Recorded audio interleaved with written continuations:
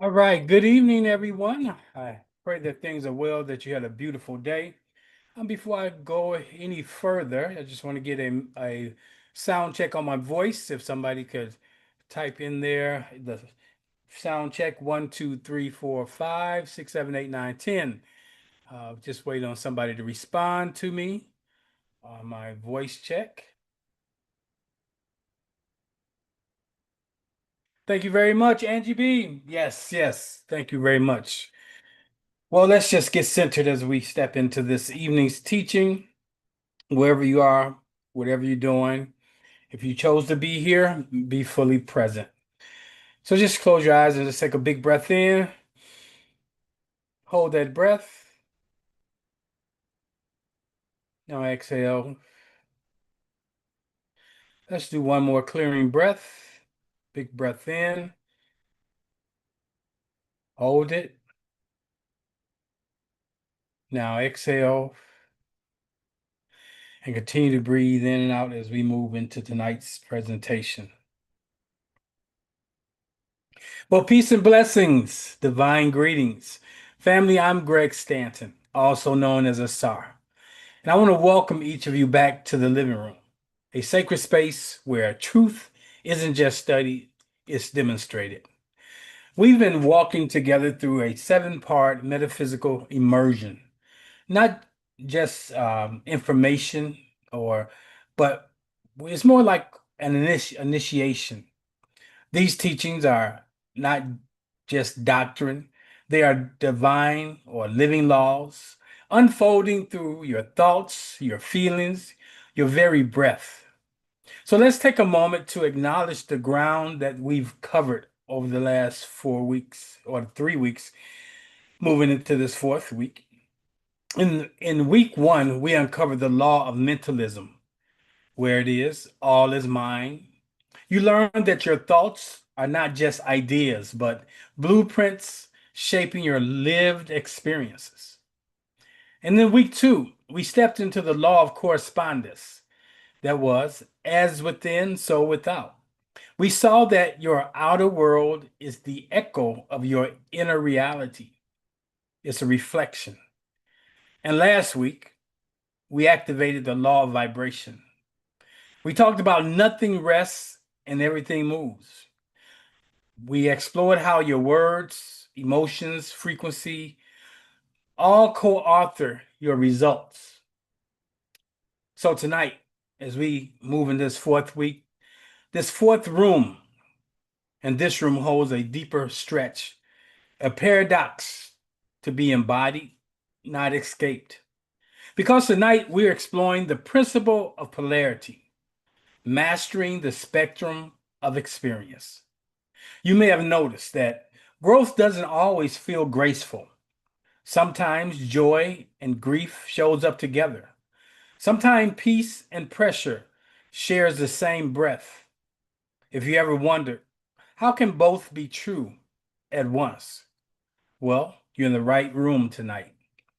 This is where we stop fearing the extremes and learn to walk the space in between.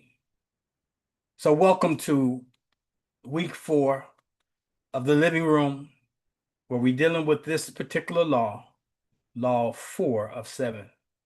So, let's start by defining the principle of polarity. We kind of touched on it this past weekend. Um, Tonight's principle may seem philosophical at first glance, but it's deeply personal. Yes, the Kabbalion, it gives us the classical phrasing. That's the book that contains all 7 of these um, teachings. And it says to us everything is dual, everything has poles, everything has the pair of opposites. Opposites are the same in nature, but different in degree. And I want you to remember that. Opposites are the same in nature, okay, in their essence, but different in degree. But polarity isn't just a mystical concept, it's the daily terrain of our inner lives. And how does it show up? It shows up in a variety of ways. When you are full of gratitude one moment and doubt the next. When you may feel deeply called to grow, but equally afraid to let go. When love opens your heart and vulnerability tempts you to close it. Yes, polarity teaches that so-called opposites are not separate forces battling for dominance. They are expressions of the same energy, simply vibrating at different frequencies. It's the same energy, but it's vibrating at different frequencies. Now, our foundational scripture for this particular principle is Isaiah 45 and 7. And it states, I form the light and create darkness. I make peace and create evil. I, the Lord, do all these things. Another way of saying it is, I, the law, do all these things. This is not a verse about contradiction, though on the surface it appears as such. It's really about divine completeness, divine complements. It tells us the same source creates both poles, good, bad, hot, cold, up, down, in, out. That nothing in our experience is outside the jurisdiction of the divine. So when you feel stretched or conflicted or pulled between light and shadow, you're really not broken. You are in the process of becoming whole. The second scripture we're going to anchor ourselves on this evening is Romans 8:28. And many of you are familiar with that scripture. And we know that all things work together for the good of them that love God, to them who are called according to his purpose. And we read it like this. And we know that all things work together for the good of them who love the Lord, who live according to the Lord, who love the law, to them who are called according to its purpose. So all things, not just sweet things, not just easy things. Polarity affirms that this truth, even your contrast, is working for your construction. Contrast is not working for your contradiction. Contrast does not show a denial. Contrast is part of the delay. Contrast is part of your construction. I want you to think of a dimmer switch. Many of you may have one in your home, not a light switch. Joy and grief are not two separate realities. Joy and grief. They are shades of the same spiritual spectrum. Or a picture, or I would like you to picture a volume knob on a stereo. Love and hate, not on different stations. They're on the same they are the same frequency played at different intensities. So I like that. I like that the dimmer switch. You know, you can turn it and brighten the room, you can turn it to dark in the room, but it's operating on the same switch. The spiritual invitation is not to eliminate one side, okay, and cling to the other. It's to become aware of where you are on the scale. And you want to move with consciousness, not condemnation. You want to be aware. Okay. Polarity is not punishment, it's feedback.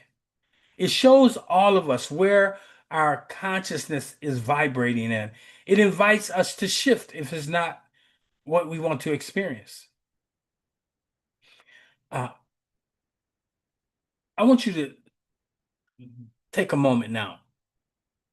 I want you to call to mind where you felt both helpful, perhaps, and hesitant.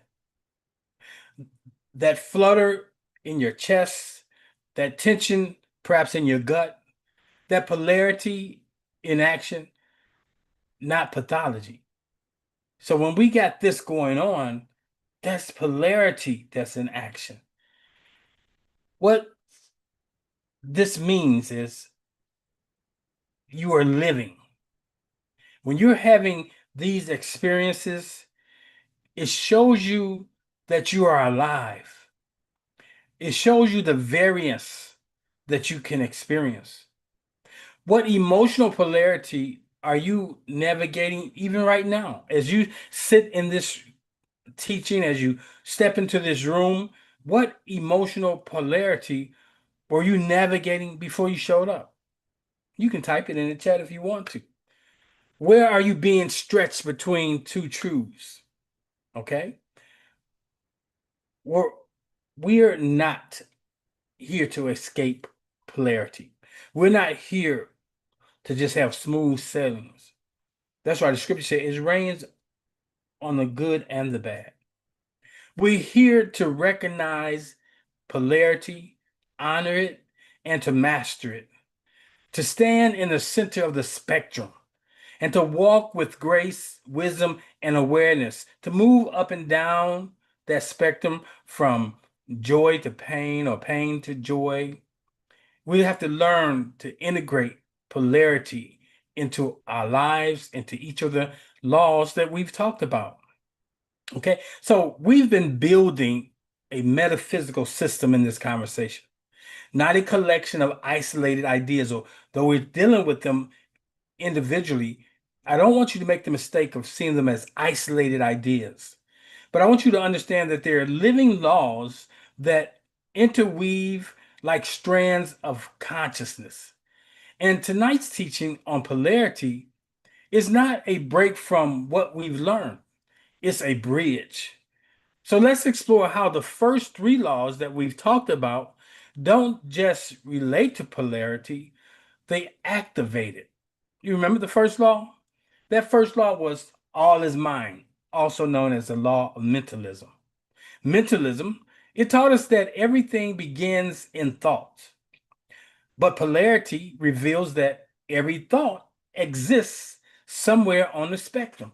Every thought lands somewhere on the spectrum.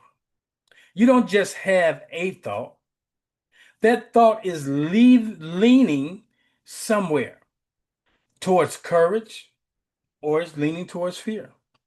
It's leaning towards peace, perhaps, or towards panic.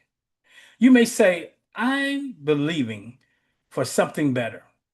But if your thoughts are tilted towards doubt, your vibrations follows the lower pole. So polarity gives mentalism its motion. Do you get that? It reminds you, I'm not stuck here. I can shift my thinking from lack to abundance, not by suppressing fear, but by elevating our focus. That's important. What you um, resist persists. Give you an example.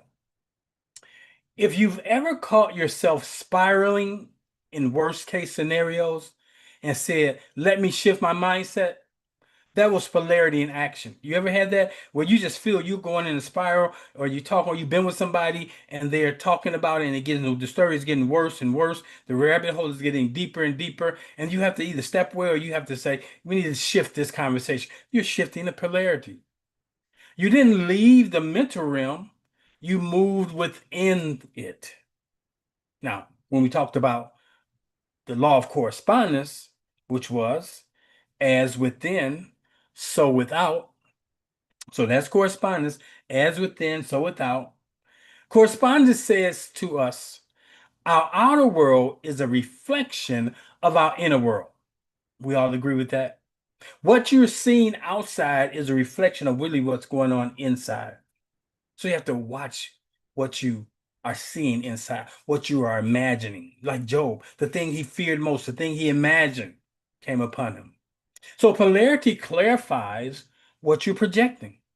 If you carry inner extremes like rigid optimism or deep cynicism, life mirrors them back to you. You may attract erratic relationships, start and stop opportunities, or conflicting results. Polarity teaches us that we need to soften the edges inside. So the outside world becomes less volatile. Like blessing the pole you don't like doesn't mean you agree with it. We talked about that Sunday. Okay? In all things, you give thanksgiving. It means you understand it's part of the spectrum. You're here to master. It is what it is. It doesn't have to stay that way. It says whatever state you're in, that we have to learn to be content. Okay? Uh, that we learn to deal with it, but we don't stay with it.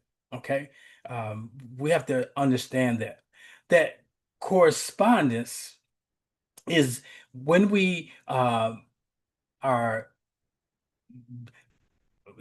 realizing what's outside is telling us what is going on inside. It's like you've been praying for peace, but you're clenching your jaw every morning on your drive to work. That's correspondence. It's telling you really what's going on. The polarity is I want rest, but I'm rehearsing stress. Polarity invites you to reconcile the two, reconciliation. So you pay attention to what's on the outside because it's a reflection of what's on the inside. Now, when we talked about vibration, we said that nothing rests, that everything is moving. This is where polarity becomes your superpower.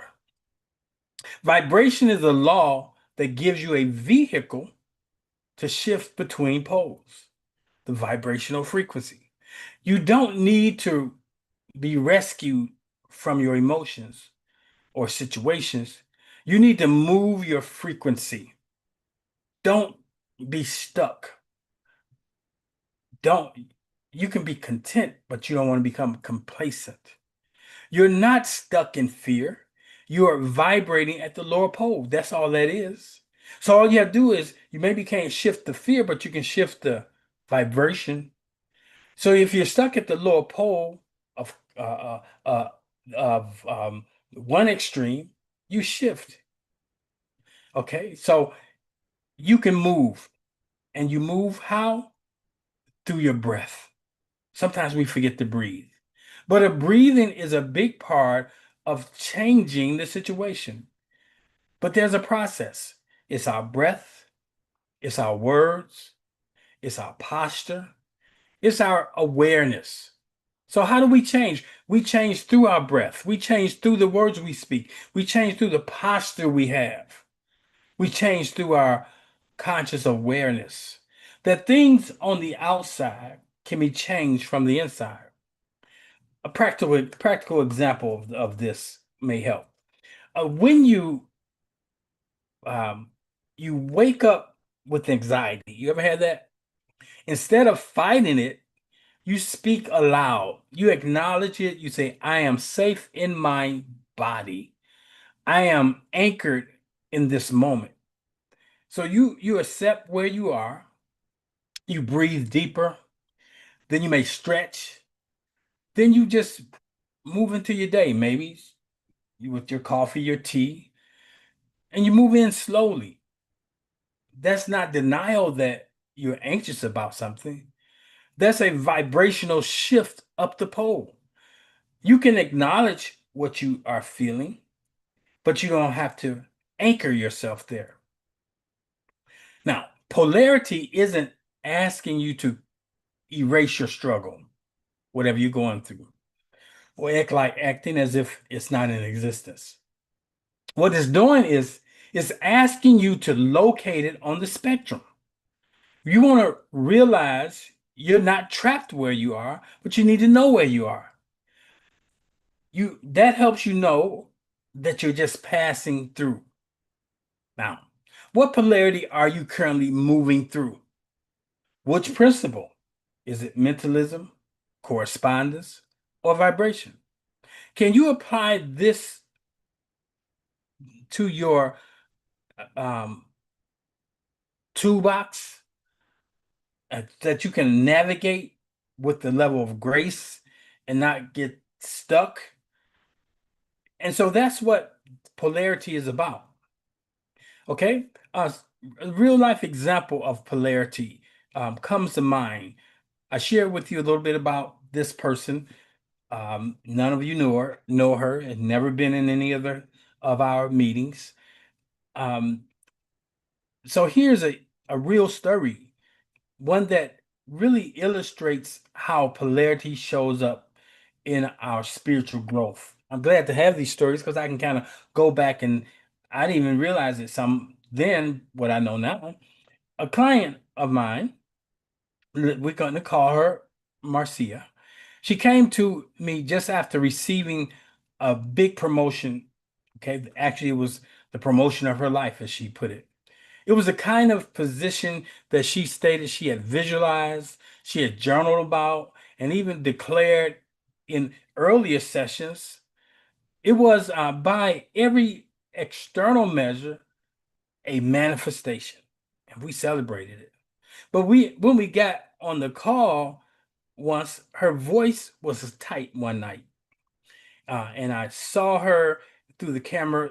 She appeared to be slumped over in her shoulders, and she said, "I should be celebrating, but I feel like I don't belong in the room, like I'm faking it, like they're going to find out that I'm not really qualified." That's an example of polarity. Externally, her vibration had risen. She had expanded into a new reality. Internally, part of her consciousness, her subconscious programming, it was still anchored in the lower pole of self, of self-doubt, of imposter syndrome, and old identity patterns. This happens all the time. Like the individual who holding the frequency of wealth gets the wealth and can't maintain the wealth because that he or she slips back down the vibrational frequency to poverty. I like to say water always returns to its lowest point. Your vibrational frequency always returns to its lowest point, its set point. That's why you have to work on that.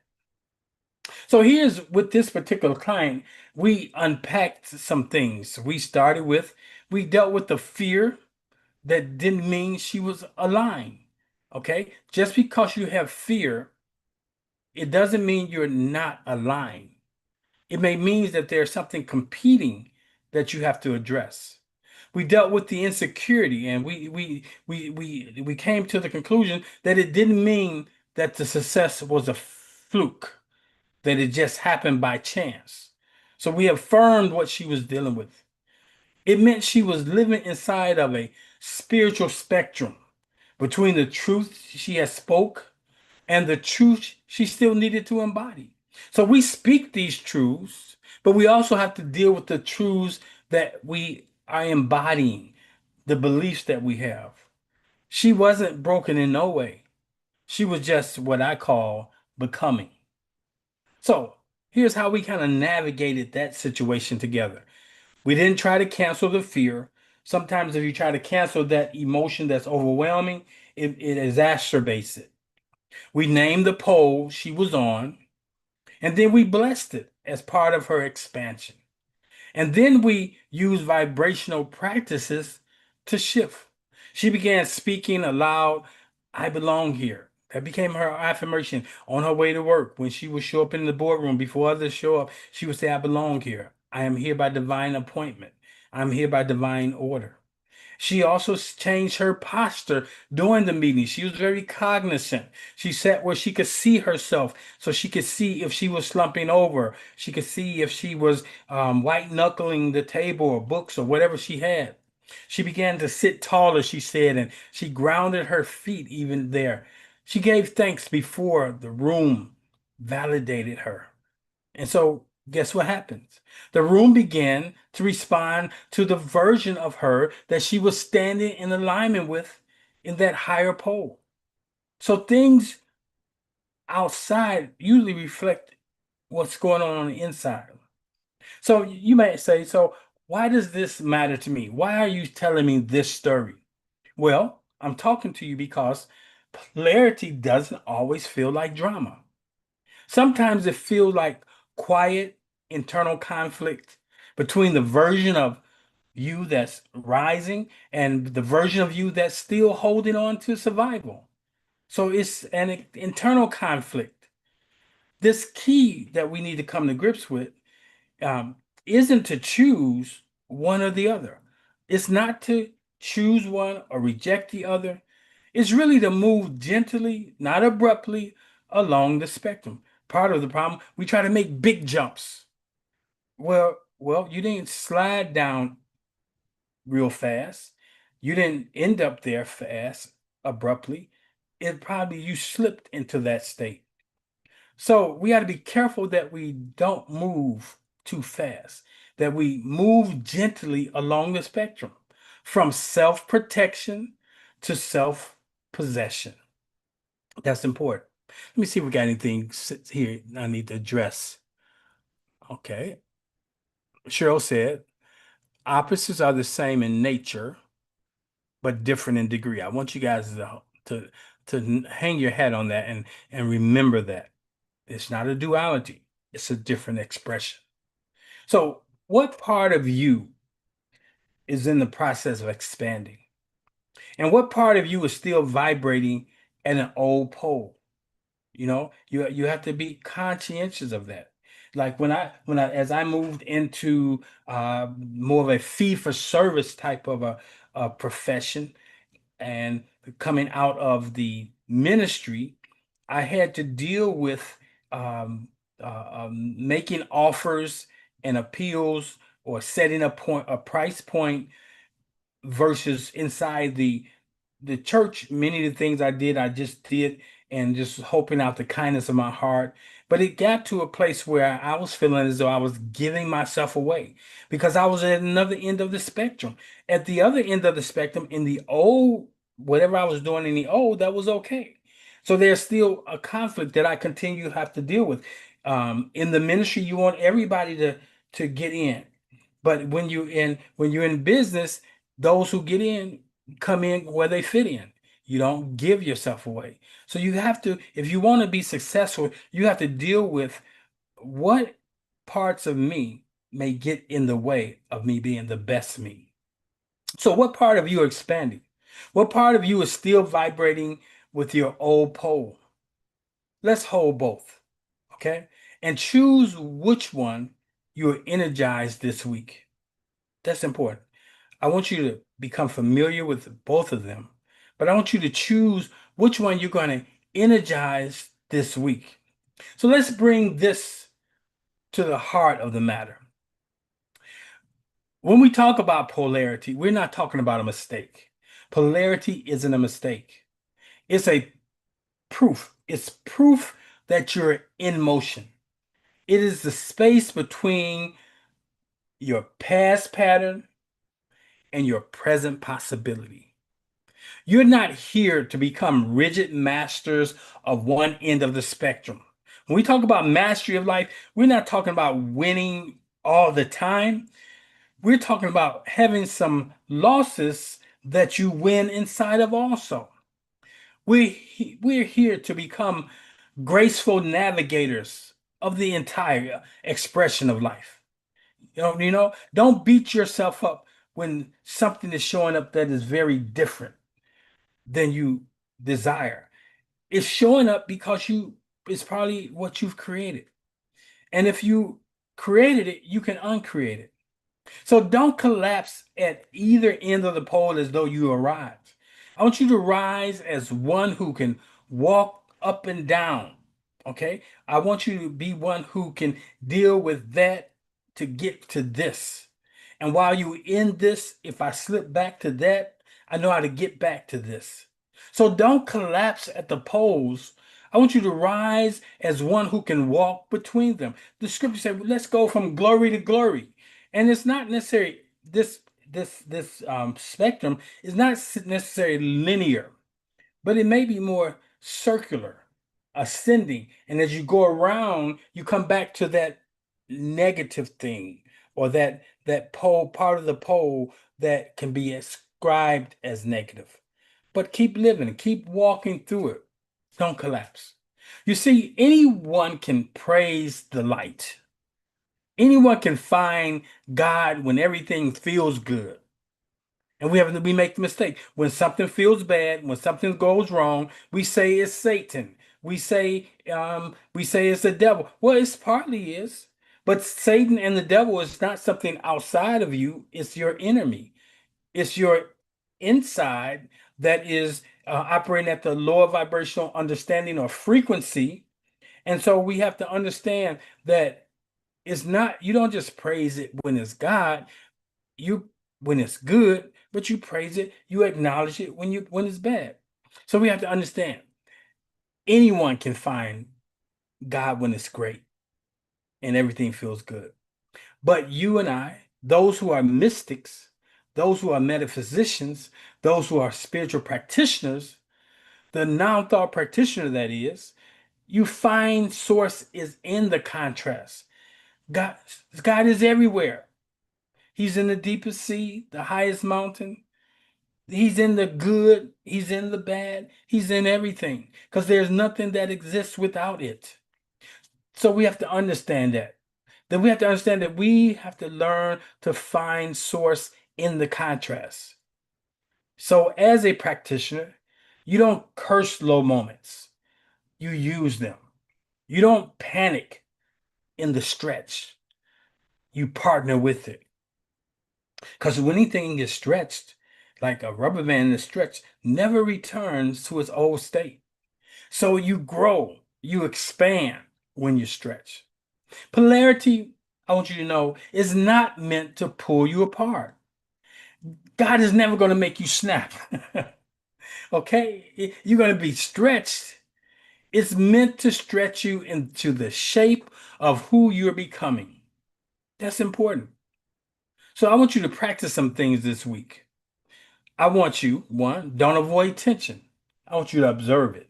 Don't try to get rid of it so quickly. Observe where's it coming from? What thoughts am I thinking? What am I seeing? What am I saying? Another thing, don't shame the low pole.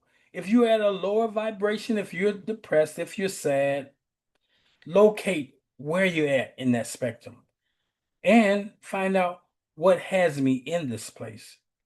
Don't try to leap from there to here. I want you to shift one thought, one breath, and one word at a time. Can you say that with me? One thought, one word, and one thought, one breath, one word at a time. You're not being asked to master the extremes. You're being asked tonight to remember the truth that holds them together. Now, now that we are anchored the heart of this principle, let's get a little practical. We're going to map out your emotional spectrum and learn how to move from one pole to the other with a conscious spiritual technique. Okay? And I call this polarity mapping exercise from awareness to alignment. So let's now shift from the concept to practice. You've heard me say it before. You cannot shift what you're unwilling to name. You can't shift what you're unwilling to name. This is where the principle of polarity becomes your personal power. We're going to map your spectrum, not to judge where you are, but to become conscious of the pole you're currently inhabiting and choose your next move. So, the step that we start with is to choose a life area. So, I would like you to pick one area of your life that's currently stretching you. It might be finances, it could be your health, it could be a relationship, your spiritual walk, a decision you're trying to make. It could be all of them, but I want you to pick one. Okay. And I want you to say it aloud. All your mics are muted, or I want you to write it in your journal. Whatever it is, I want you to say it aloud. And if you can write it in your journal. Now, it's personal. I don't want you to type it in here. Now, the second step is you identify the pole. So, first step is to choose the area of life that you're going to reflect on. Secondly, you're going to identify the poles. Now you ask yourself, what is the emotional polarity I've been living in around this issue? Example, is it peace or is it anxiety? Is it confidence or is it doubt? Is it worthiness or is there some shame? Is it freedom or is it control? So I want you to draw a simple line in your journal like this. I want you to put low pole, high pole. Okay. So you're going to name both ends of your spectrum with honesty. The low pole would be anxiety. The high pole would be peace. The low pole would be doubt. The high pole would be confidence. The low pole will be shame. The high pole worthiness, so forth and so on. So you can put you label it. You're going to name both ends of the spectrum. And I want you to be honest. Now, in between the confidence and the doubt is a lot of space. You can put 1, 2, 3, 4, 5, 6, 7, 8, 9 in between there. And then you can circle where you believe you are. Okay. When you are where you are today on the spectrum. So if joy is this, that's the extreme. Is joy related to money a 7 or is it a 3? Okay. You don't need to be at either extreme. Just mark where you are. There's no wrong or right answer. Okay. I want you to remember there's no shame in whatever position you land on now. There's only power of awareness. Because if you can identify where you are, you got a clear picture of where you need to go. Okay. So if you are a 5, I want you to shift 1 degree. Ask yourself, what would it look like to shift just 1 degree or one breath, one belief, or one behavior towards that higher end of the pole? Example, if you are at worry, shifting towards trust. It might means I am supported in ways I cannot see. Okay, so you have something that affirm that. If you're at shame and you're shifting towards worthiness, it might mean placing your hand over your heart and affirming I am enough right here, right now, as I am. So the key isn't to leap, it's to slide the scale gently and intentionally and feel the change. Now, if you feel called to share, you can do that tonight. If not, I just want you to at least meditate that. I want you to know that you're not stuck, that you are in motion, no matter where you are on the spectrum. And the power is always in your next degree of movement. When you're depressed, you stay still. It's impossible to be depressed and do something you enjoy. So if you can just get yourself to doing one thing that you enjoy, you move from the anchor of depression. So let's anchor this shift with three simple but powerful practices as we move into this next week. The first is, so there's three practices that I'd like to introduce you to for navigating polarity, or spiritual tools that you can use to move between the poles with grace and intention. The principle of polarity teaches us that we're not stuck, we're in motion, and your job isn't to leap from one extreme to another, but to shift with presence. Here's three sacred practices that can help you do just that. First one is name the pole without shame. Where am I really? This isn't about overanalyzing your feelings. It's about honest location. Instead of saying, I shouldn't be feeling this, say, right now I'm closer to doubt than trust. And it's okay. And that's okay. Now that I know, I can choose. This is where I'm at. This is where I'm at right here, right now. A good example. You've been procrastinating on launching something. And this is an example of myself. You realize that the the real pole you're sitting on is fear and rejection, denial. By naming where you at, honestly, you open the door for the shift. You can do the work. You're not avoiding it. Okay, you're opening the door.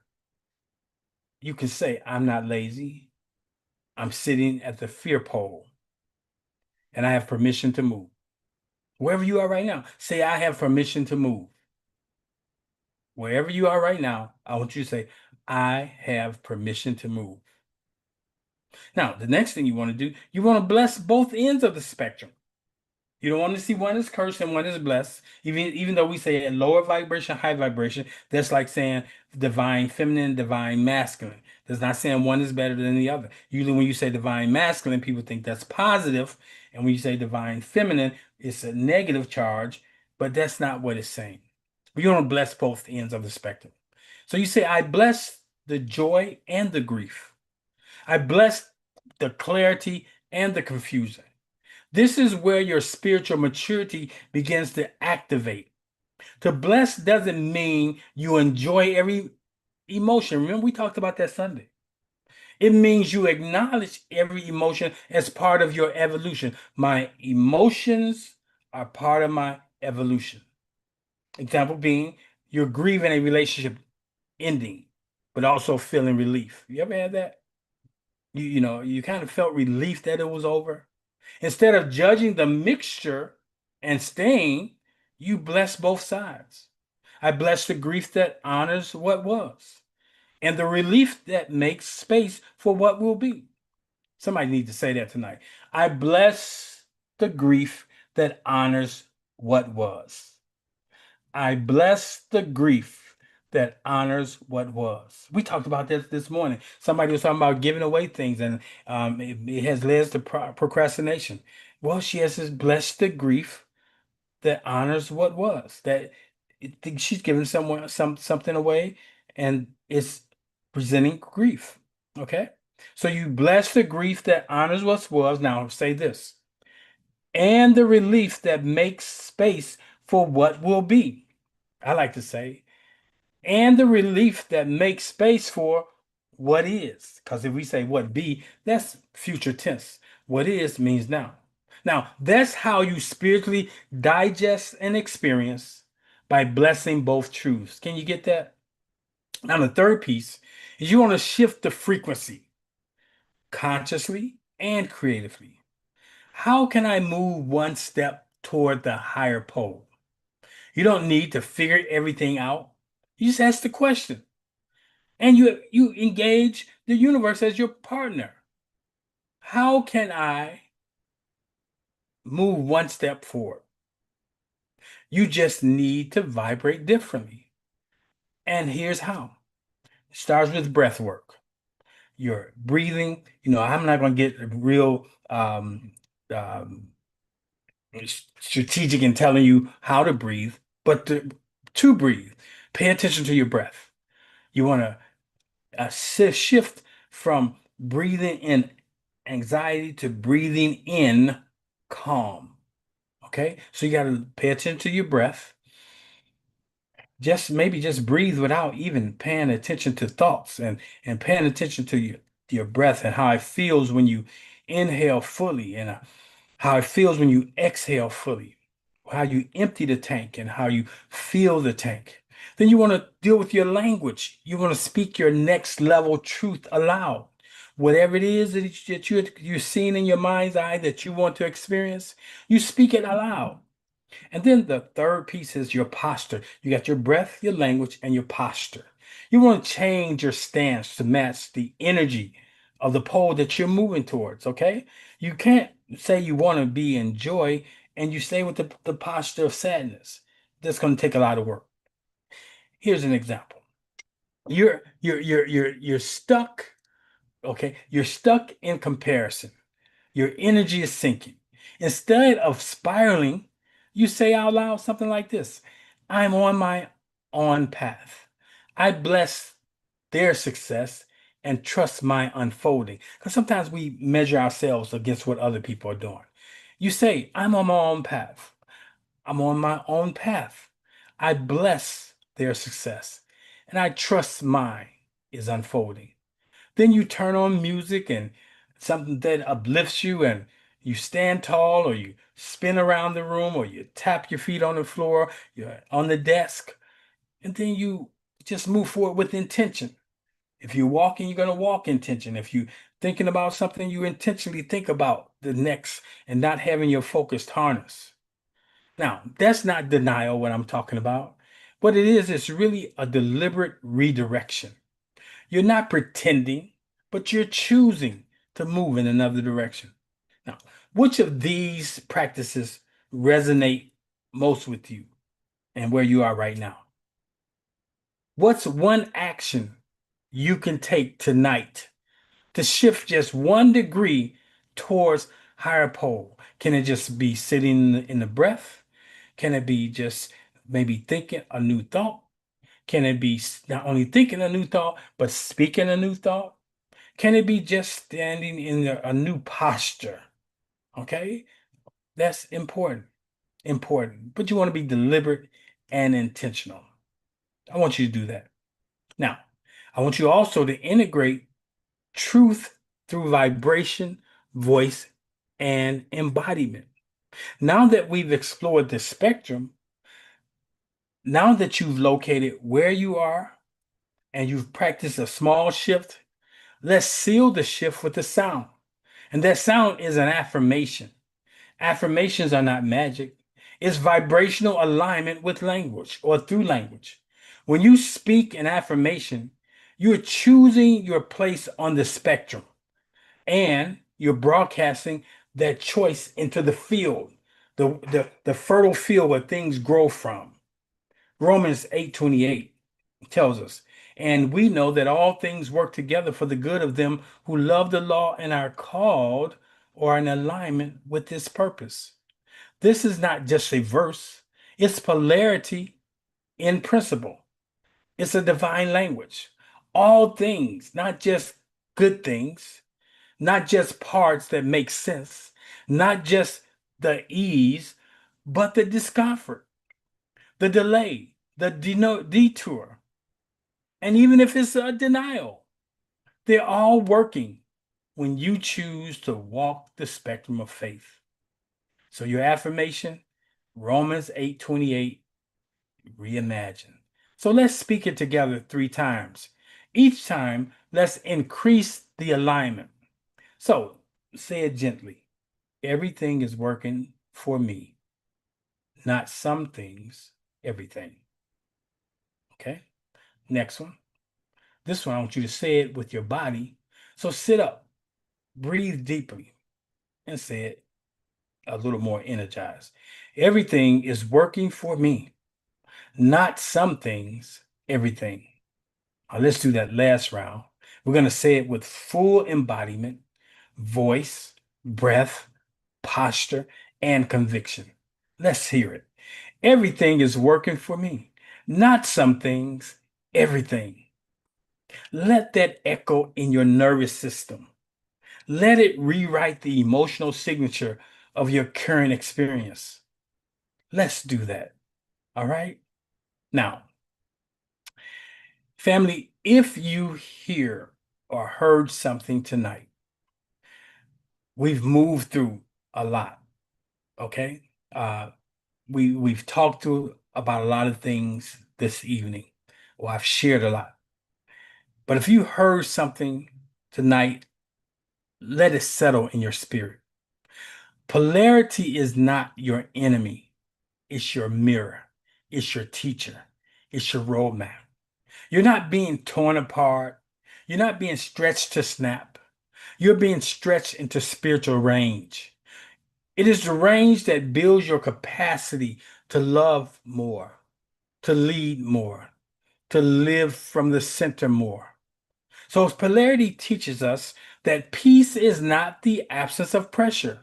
It's the ability to stand between the opposites and remain whole and choose to go in the other direction. The joy, now when we talk about joy, that joy is not the denial of sorrow, but the willingness to hold both with reverence. Okay? With reverence, but you're going to shift the resonance towards the joy and not the sorrow. That truth isn't either or, it's often both and, waiting to be integrated into our lives. So you don't need to master both poles. You simply need to recognize where you are and to choose your next degree of movement. You're not meant to camp out in fear, nor to fake joy. You are here to walk the spectrum with wisdom, to shift with spiritual intelligence, and to not be emotionally suppressed. Because polarity is not punishment, it's the portal through which consciousness expands and the divine mind demonstrates. So this week, I challenge each of you not to be perfect, but to be present. When contrasts arise, don't curse it, don't collapse into it. Pause, locate yourself, bless the moment, and shift one thought, one breath, one step at a time. You are the presence that can walk between the poles. And in that presence, nothing is wasted. Everything is working for you. Now, as we prepare to bring this moment to a close, if something tonight touched you, if something in this teaching unlocked a new layer of clarity, if you feel yourself breathing a little more deeply, thinking a little more expansively, floating a little more lighter, that's the fruit of this work. And it's not just my voice. It's the shared vibration of the entire community that keeps the living room alive and evolving. So before we move into our final announcements and take a glimpse at next week's invitation, let's pause here. Okay? If tonight's message spoke to you, if you've been growing in this space, if you feel seen, stretched, or spiritually aligned through the living room, then I invite you to sow into the work, not out of obligation, but out of alignment. Your giving helps sustain this sacred offering so we can continue, so I can continue creating, expanding, and demonstrating truth together in real time in the living room. Now, there's ways to give. You can give or make an offering through Zelle or Cash App. And the phone number is there on the screen, 708-368-1076. Yes, that's the number you can bless this work through. Give from your heart. Give with gratitude. Give because something here is feeding your becoming. And above all, give knowing, not believing, knowing that you are supporting a space where truth is not just taught, but it's lived. So I thank you for walking with us this evening in the living room. Okay? Thank you truly for how you give through your presence, your participation, and your support. Because this isn't just a lesson series, it's a spiritual practice ground, a sacred container, and we're building together room by room, week by week. So before you leave the space, let me share a few things so we can stay connected, supported, in motion. So here's your invitation to keep this teaching alive in your daily rhythm. Um, Replay it. I'll send out the downloads with the polarity map and practice guide, and I want you to use it to revisit tonight's spectrum.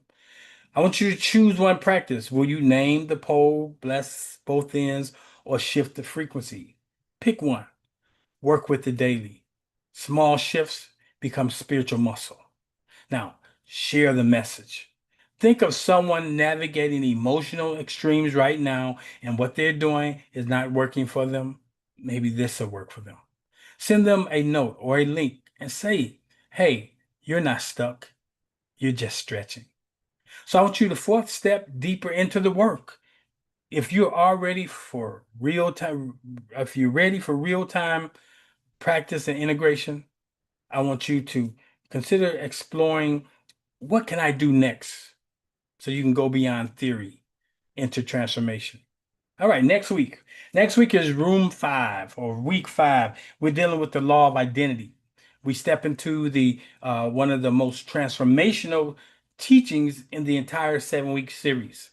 Identity becoming the form of the truth you speak.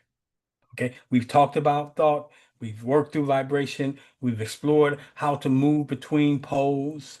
Now we enter the room of embodiment because truth is not complete until it takes form in you.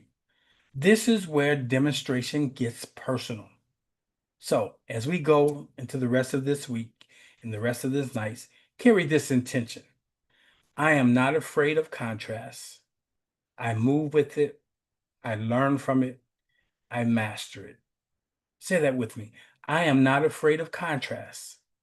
I move with it, I learn from it, I master it. Because polarity was never meant to divide us, it was meant to develop us. So I see you next week. Same space, same alignment, the living room, where truth becomes you. Good night.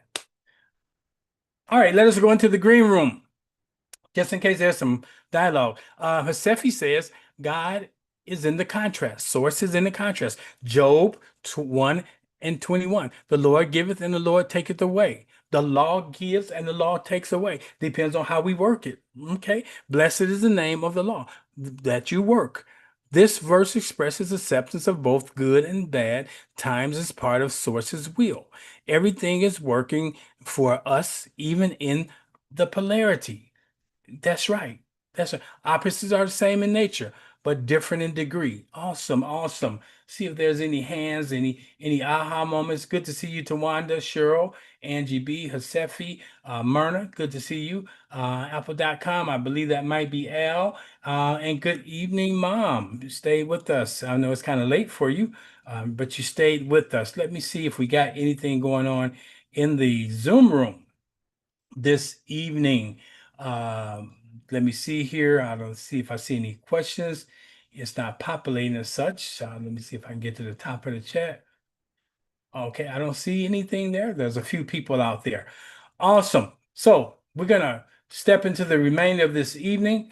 Again, I hope something has been said that has been encouraging, uplifting, and caused you to think.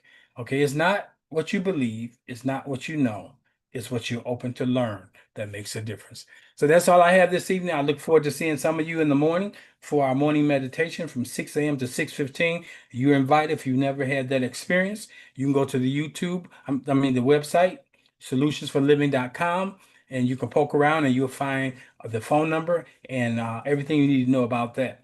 Also, you'll poke around out there, you'll find out that I have another offer that's out there. Everyone on this call, if you're not using AI, you should be using it at some level, from the oldest amongst us to the youngest amongst us. There's some of the business owners to those who work for someone. I'm in the employment sector, and one of the things that is happening, and I'm seeing it, hearing it real time from HR managers, all of the new employees that are coming on board are being required or are being looked at, evaluated as to their openness to AI. So if you say AI is a devil and you're not going to ever use it, you're going to lose it. You're not going to be able to get that job. It's really that serious. So I want to make sure that our community don't continue to come up last. So I'm offering a literacy series every Saturday morning. I give basic. So with AI, you need to first learn how to set it up properly. You need to learn how to train it to represent you and what you do, and then you learn how to prompt it. And so I'm just giving basics. The deeper classes I have for those who are professionals who are looking to use it in their workspace. But this is, I just want everybody to come away with knowing how to use it. Some of us um, they had to learn how to use the calculator, and we are proficient in it now. We have some individuals who used to just use a screwdriver and a hammer, but now they use the automated screwdriver, or what do you call it, the powered screwdrivers. At one time, people thought the power screwdriver, you can do the job with it. Now, all the individuals who I know who work in that arena, they have power tools. So AI is a power tool for you. All right, so that's all I have. I don't see any hands up. I don't see any questions anywhere. So I'm going to call it an evening. Go find me something to eat, which is a treat, and I'll talk to you guys soon. Peace. For those who want to know, I will put the whole seven um, teachings together into one series, edited, and make it available to those who have been in the class. I won't have to teach this again because it's been taught, unless I expand on it. All right. All right. That's all I have. Good night.